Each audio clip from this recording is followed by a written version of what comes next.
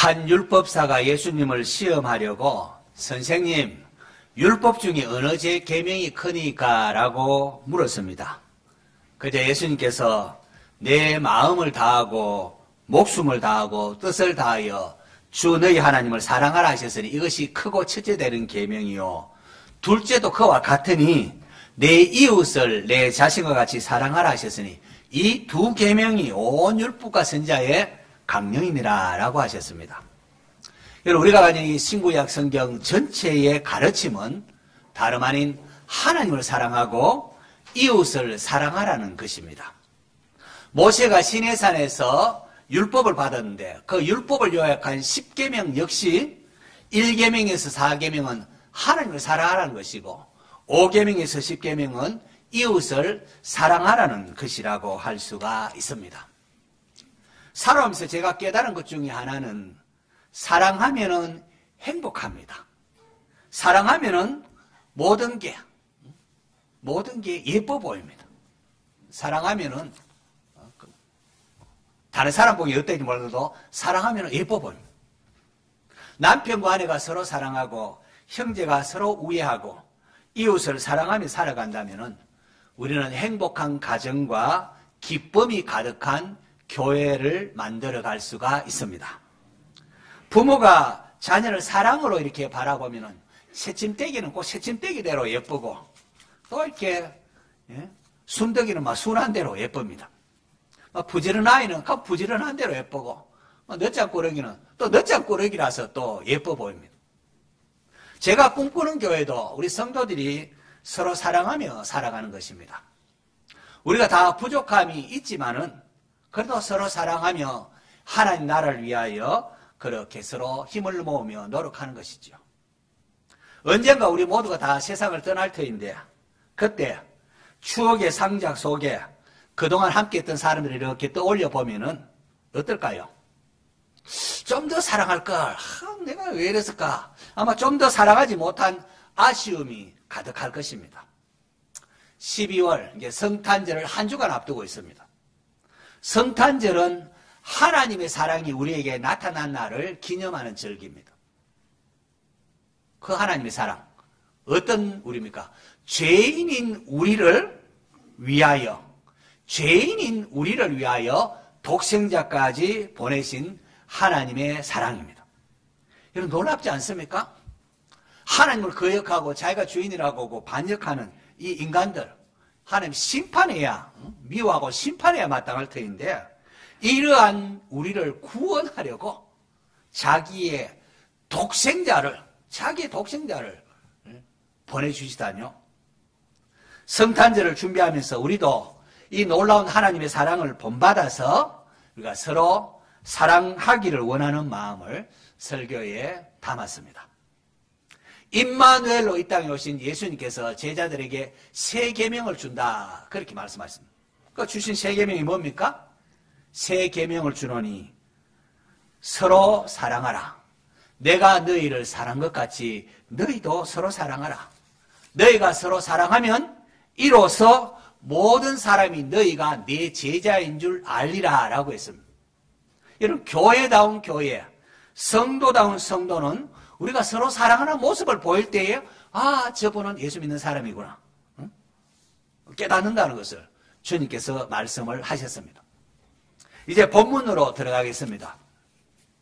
오늘 본문은 성탄에 앞서 주의 길을 예비한 요한의 탄생 이야기입니다. 우리가 글을 이렇게 쓸 때면은 우리가 처음을 어떻게 시작할까 고민하기 마련 아니겠습니까? 우리가 글을 어떻게 쓸까? 처음이 이제 들어가기 어렵습니다. 누가는 예수 그리스도에 관한 이야기를 하면서 요한의 출생 이야기로부터 시작을 합니다.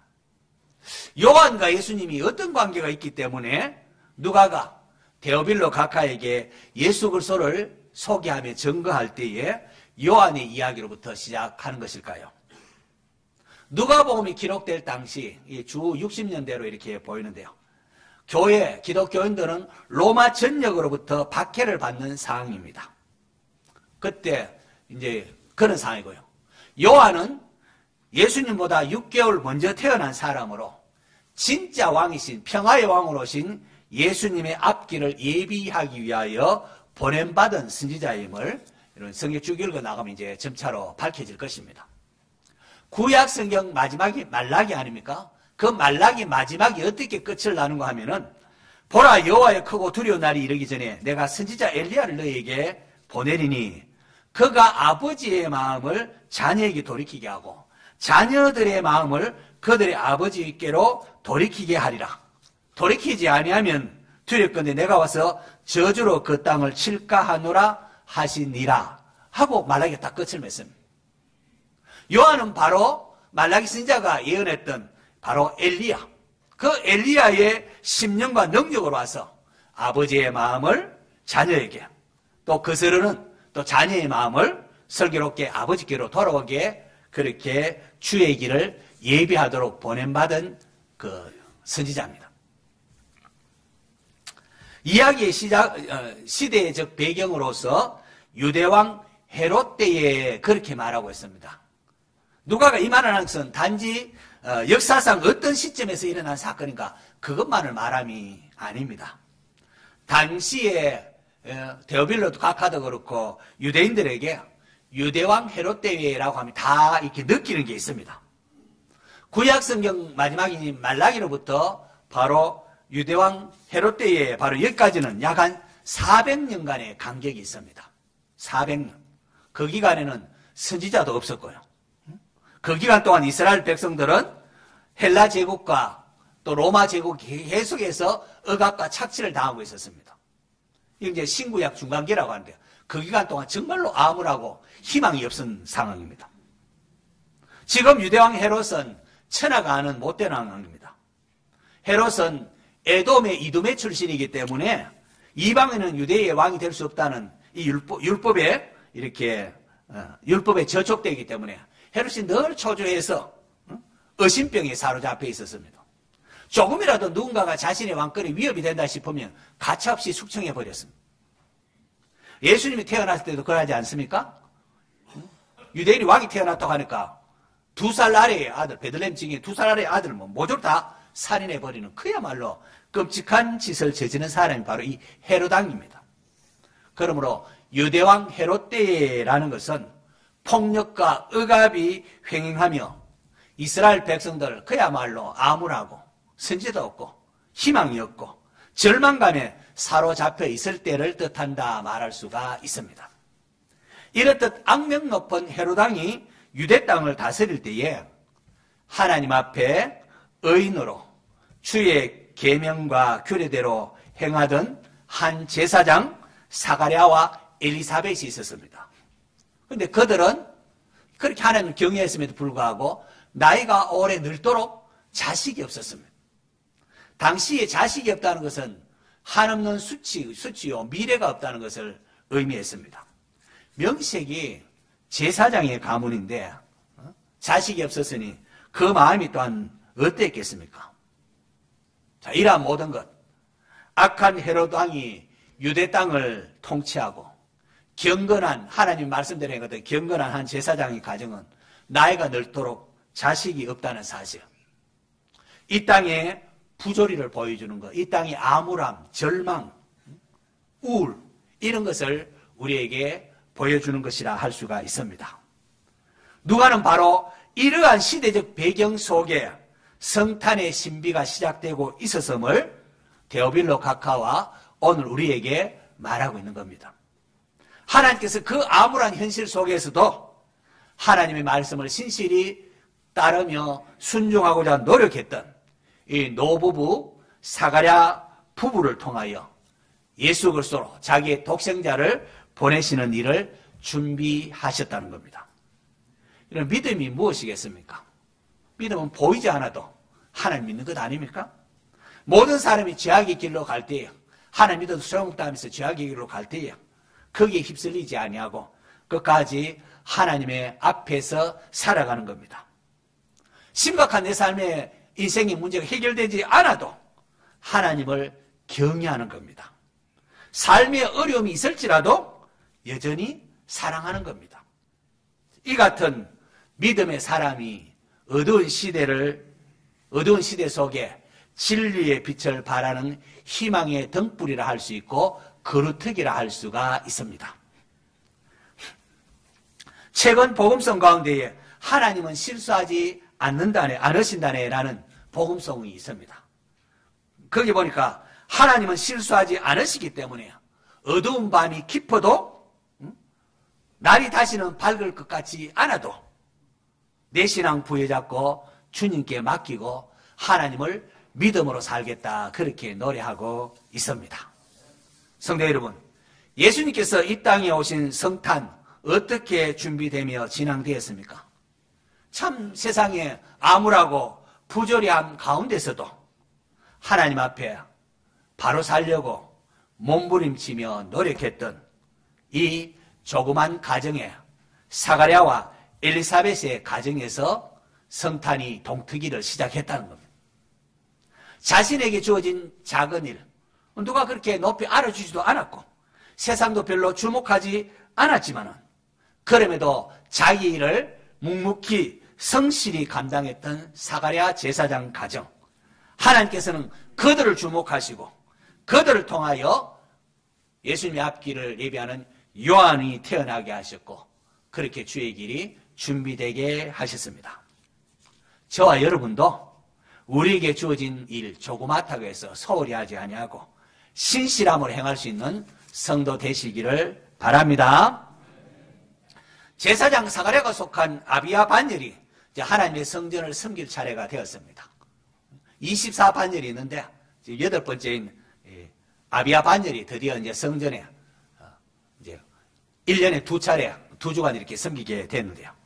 마침 전례에 따라 제비를 뽑아서 그 가운데에 성전에 분향하는 제사장을 뽑았는데 마침 그게 누구에게 뽑혔는가 하니까 사가랴에게 뽑혔습니다. 성전에 분향하는 것. 제사장 일평생 한 번 뽑히면 2번 다시 할 수 없는 아주 그런 귀한 그런 직분으로 여겨졌습니다. 자, 그래서 사가랴가 뽑혀서 이제 성소에 들어가서 분향단에 이렇게 불을 밝힘. 그런데 그곳에서 그는 향단 우편에 서 있는 천사를 목격하게 됩니다. 얼마나 놀랐던지 놀라며 두려워하는 이 사가랴에게 천사가 말합니다. 사가랴여, 무서워하지 말라. 너의 간구함이 들린지라. 네 아내 엘리사벳이 내게 아들 낳아주리니 그 이름을 요한이라 하라 하셨습니다. 너의 간구함이 들린지라. 저는 이 문구가 가슴 팍 오면서 우리 성도들이 생각났습니다.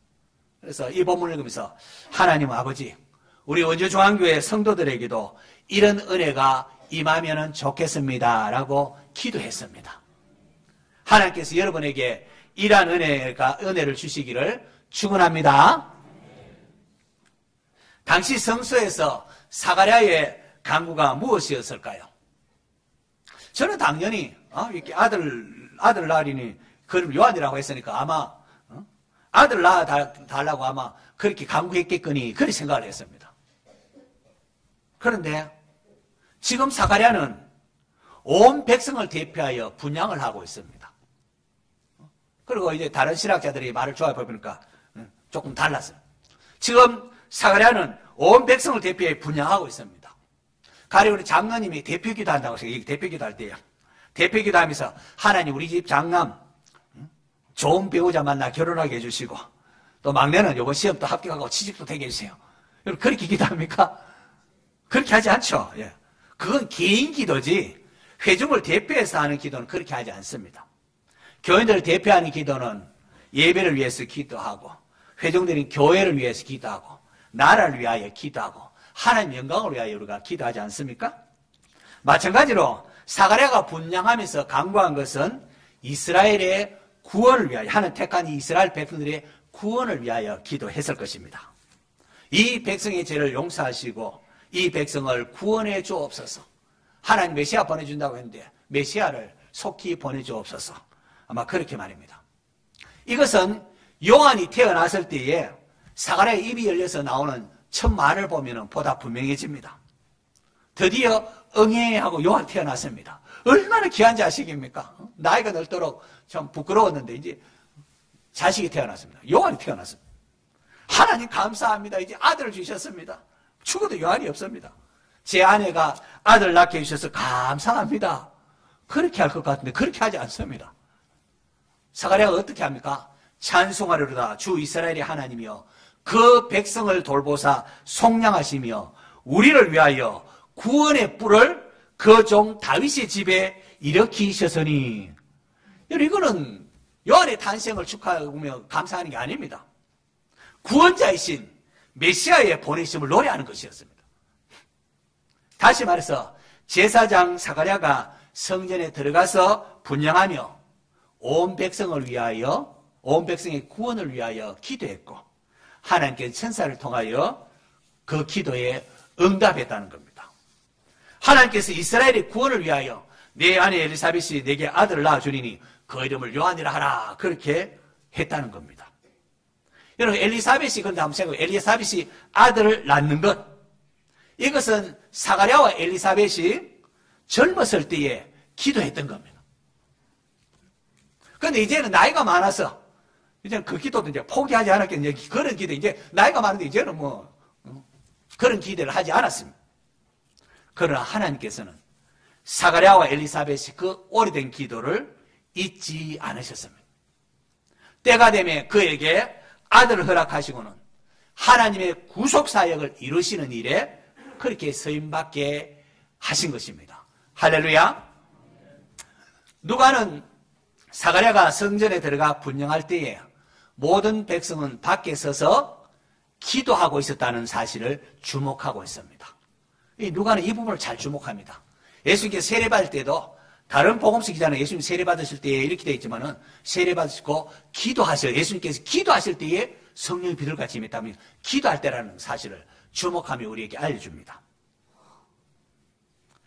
사가랴가 성전에서 분향할 때에 모든 백성은 밖에서 기도할 때에 바로 그때에 천사가 향단 우편에 나타났다. 그렇게 지금 누가 말하고 있습니다. 천사가 언제 나타났다고요? 제사장은 성전에서 분향을 하고 백성은 밖에서 뭘 할 때? 기도할 때. 요한계시록에 따르면은 분향은, 분향에서 이렇게 향을 피워 올라가는 것은 기도가, 모든 성도의 기도가 하나님께 올라가는 것을 의미한다고 말하고 있습니다. 이렇듯 성도의 기도가 하나님 앞에 올라가면은 그것이 다시금 내려오는데, 내려올 때에 우릉, 우레와 음성과 번개와 지진으로 역사에 되돌아옵니다.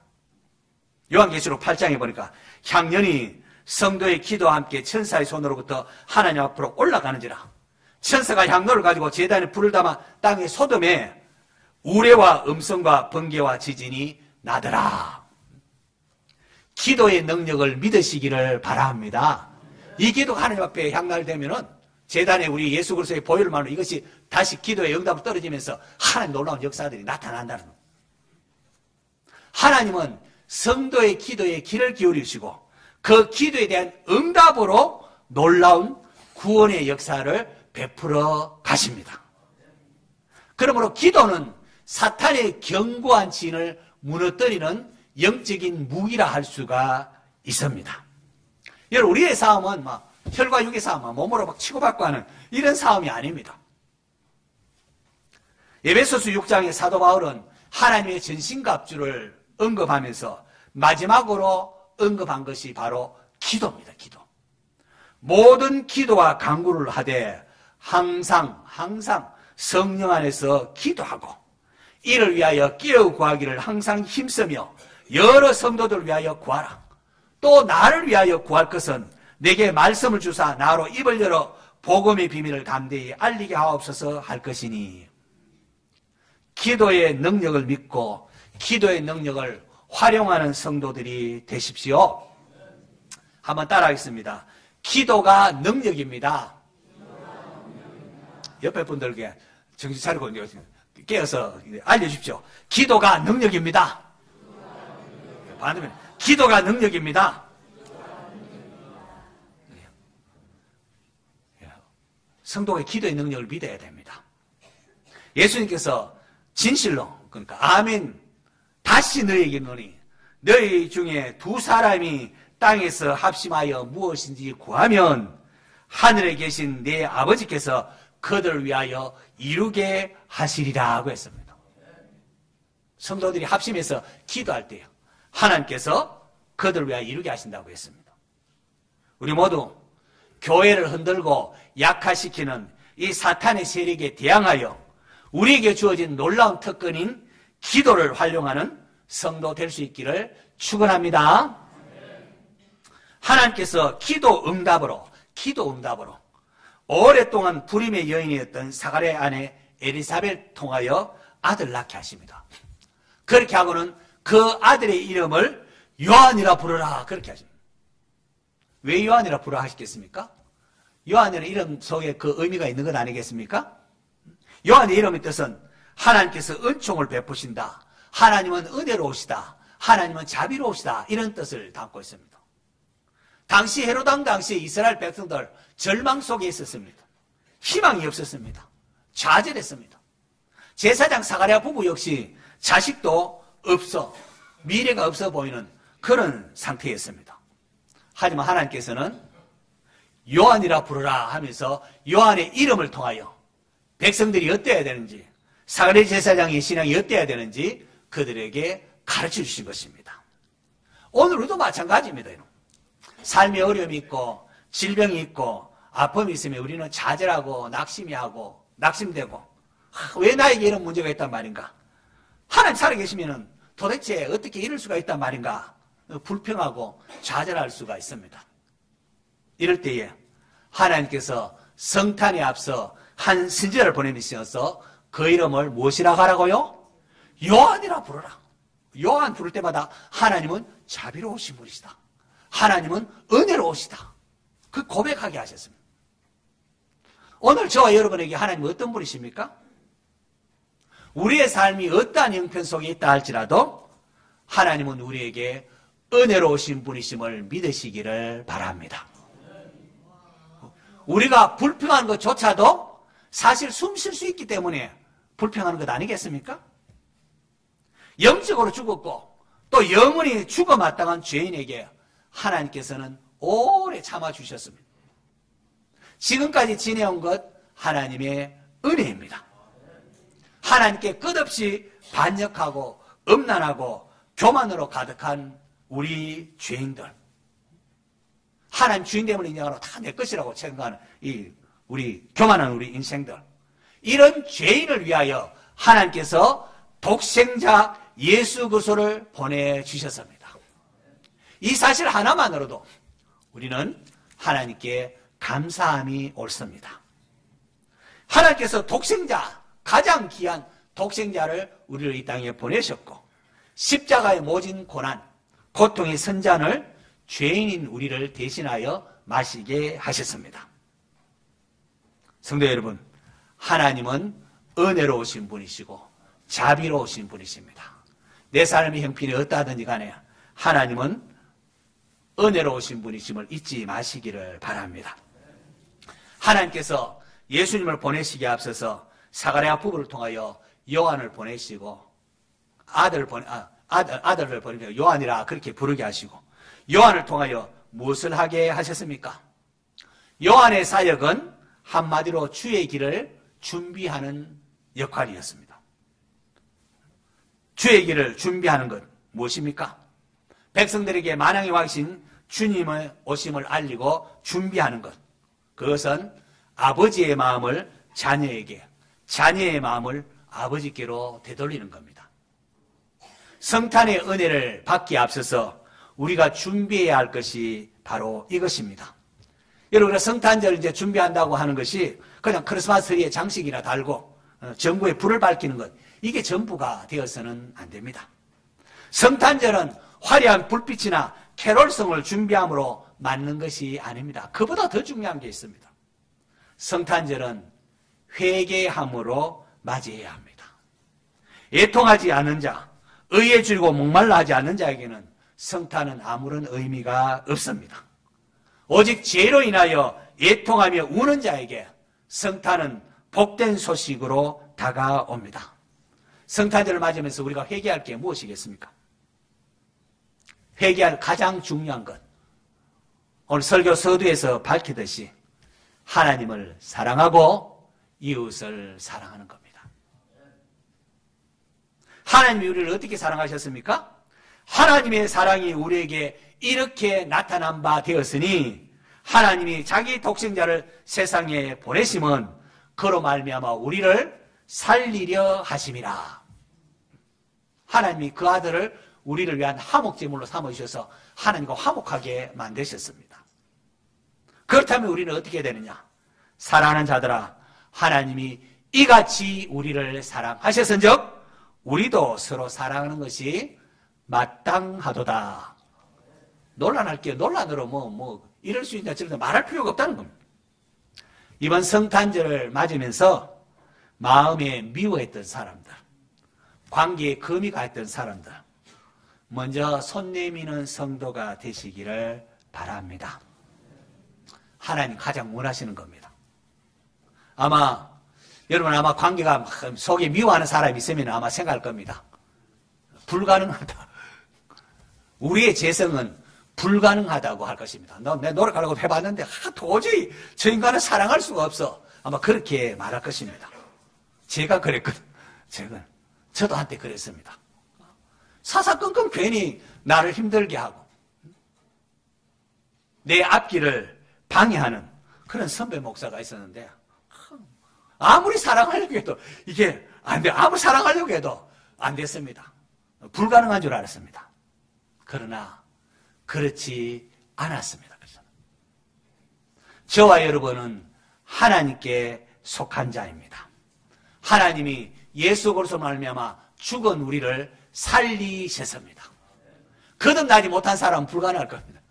그러나 거듭난 사람에게는 임마누엘의 주님이 함께 하시고 우리 안에 누가 계시지요? 누가 계셔요? 성령님이 계십니다. 성령님이 계십니다.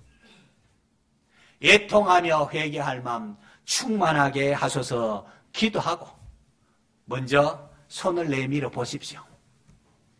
손 내밀어. 놀라운 일이 일어납니다. 주님의 계명은 무거운 것이 아니니라. 나는 이 불가능하고 이거 할 만한 것을 요구하시고 불가능할 줄 알았거든요. 목사 되는 것도 그렇고 이게 다 불가능할 줄 아는데 아닙니다. 나의 의지를 꺾고 하나님 앞에 내어드리고 순종해 보십시오. 주의 계명은 무거운 것이 아닙니다.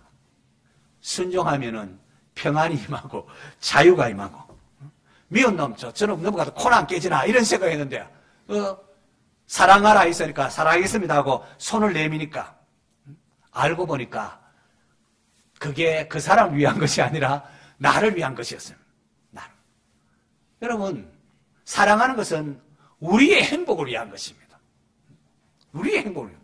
내가 손해보는 게 아닙니다. 손해보는 게 아닙니다. 우리는 형제를 사랑함으로 사방에서 옮겨 생명으로 들어간 줄 알거니와 사랑하지 아니하는 자는 사망에 머물러 있느니라 하고 있습니다. 여러분 구원의 확신, 즐거움 누리기 원하십니까? 그러면은 마음에 금가고 미워한 형제를 사랑하시기 바랍니다. 화해하시기 바랍니다. 속으면 안 됩니다. 여러분. 누구든지 하나님을 사랑하노라고 그 형제를 미워하면 하나님 사랑합니다 하고 형제를 미워하면 이는 거짓말하는 자니 보는 바 형제를 사랑하지 아니하는 자는 보지 못하는 바 하나님을 사랑할 수 없느니라고 했습니다. 여러분 하나님은 우리를 인격적으로 대하십니다. 인격적으로. 그러니까 미운 놈 저절로 사랑해야 되는 게 아니고 우리가 하나님을 알면은 우리의 마음을 움직이고 나아가서 의지적인 결단을 해야 됩니다. 하나님 우리를 계속 이렇게 마음에 감동시키시고 해야 되고 순종하기 전까지는 아마 무거운 짐일지 모르겠는데 순종할 때까지 하나님 계속 두드릴 겁니다. 목사를 통하여 계속 오늘 목사 설교 나더라 하는 소리는 맞을 겁니다. 우리 모두 들으라 하는 소리입니다. 계속 하나님 두드릴 겁니다. 원죄에 따른 죄성은 우리를 하여금 자꾸만 내 중심으로 생각하고 나는 이렇게 할 만큼 해서 저놈이 문제하고 자꾸 그렇게 여기에 치면은 안 됩니다. 성령의 능력을 덧입어서 자기를 부인하고 자기 십자가를 지고 주님을 따라야 합니다. 하나님은 사랑이시니라 하고 하나님은 사랑이시기 때문에 하나님을 안다고요? 하나님 알면은 나도 이웃에 대하여 사랑이 흘러나와야 합니다.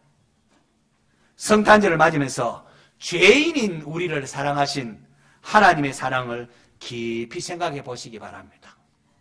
우리가 사랑할 만해서 사랑하는 게 아닙니다, 여러분.